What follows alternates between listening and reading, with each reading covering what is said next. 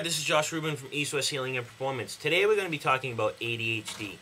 There's a new drug, it's called Intuniv, that's being put on the market. It's a non-stimulant. You know, they're searching more and more because now with Adderall and Ritalin, we have all these addictions going on. This drug has actually been used in studies, or it's actually been used with hypertensive clients, and now they're showing that it actually can be used with ADHD, children or adults, to help with ADHD. So now you're seeing all this cross-referencing with drugs, which leads to a huge array of disaster. You're seeing it with Prozac as well. It's given to women in menopause that have trouble sleeping in really low doses. This cross-contamination is very lethal, so be aware of that.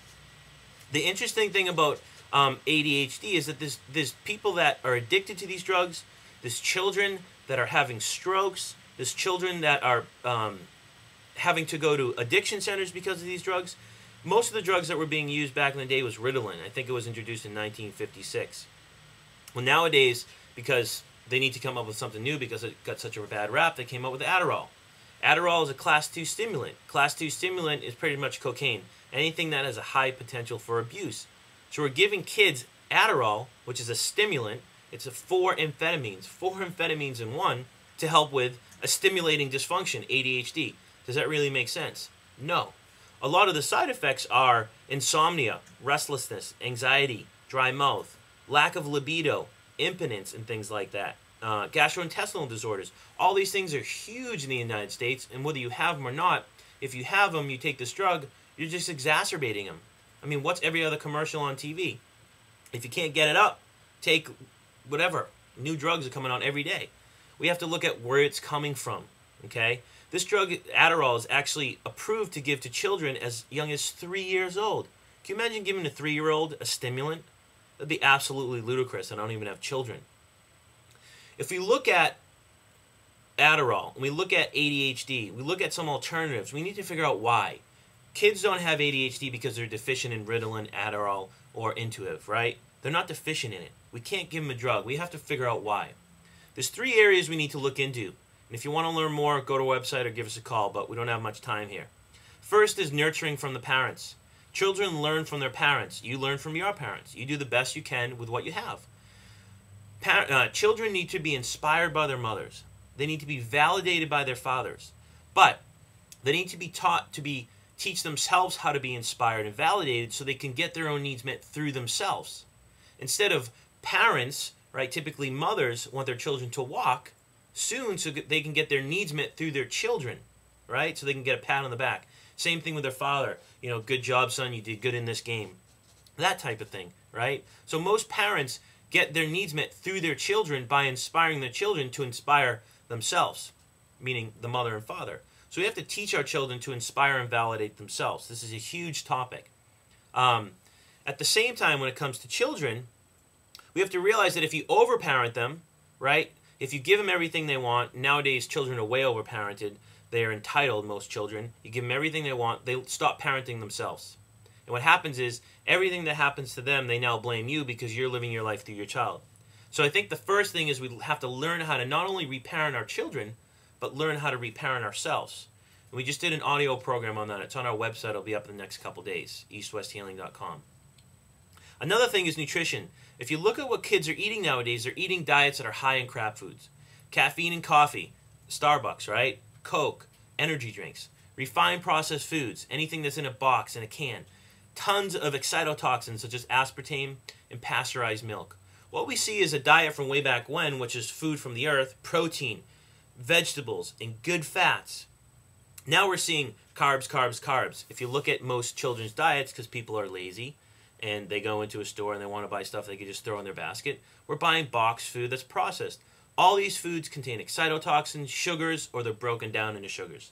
These things help to facilitate the fuel of ADHD. Another thing that's common is we typically see people that are intolerant to, this is what we see through doing labs in our clinic, gluten and dairy. Those are the two most common.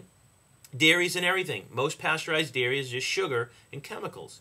And most children are gluten intolerant. Gluten is an amino acid that's in most carbohydrates except rice, some say quinoa, aramath, and buckwheat.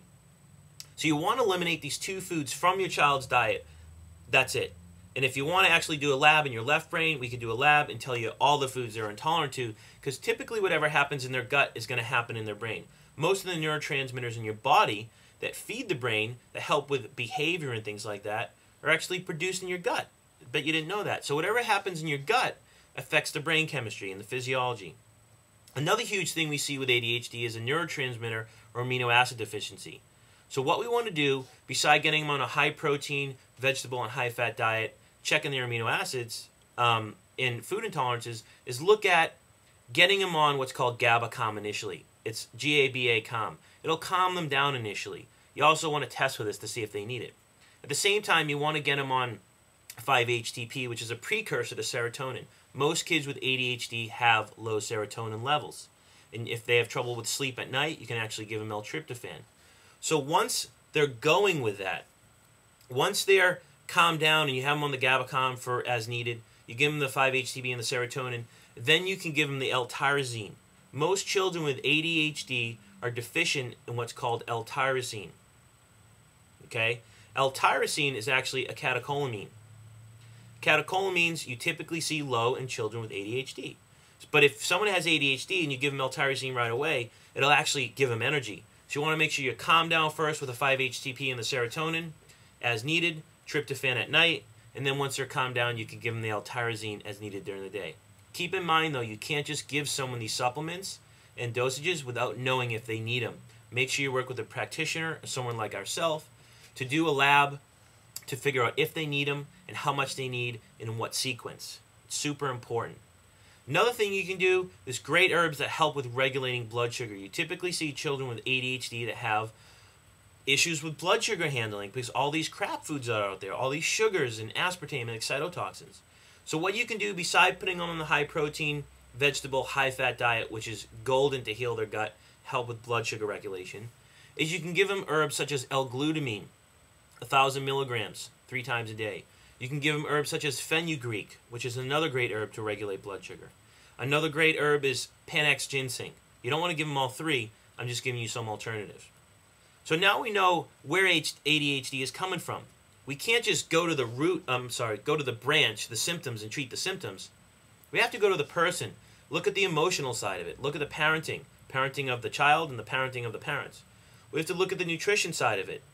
Right? What are they eating? What's contributing to it?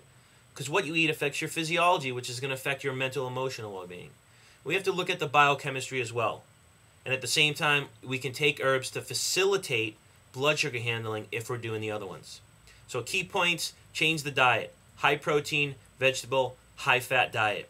2, test the amino acids to see what's going on. Look at 5-HTP, L-tryptophan, and L-tyrosine.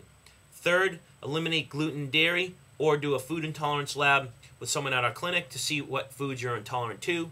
And then 4, you can add in herbs as needed to help regulate blood sugar. But if you're doing 1, 2, and 3, a lot of the times, you don't need to add the herbs in to help regulate blood sugar. So hopefully you learned something from us today at East West Healing and Performance. We want to get this out there to educate people. People are being brainwashed to take these medications and think that's the only way out. But it's all about choice. And if you change your thoughts, you change your day, if you change the way you're living your life, you change everything inside of you, which will change everything outside of you. So if you want to learn more, go to our website at eastwesthealing.com. Stay tuned for some more great YouTube clips.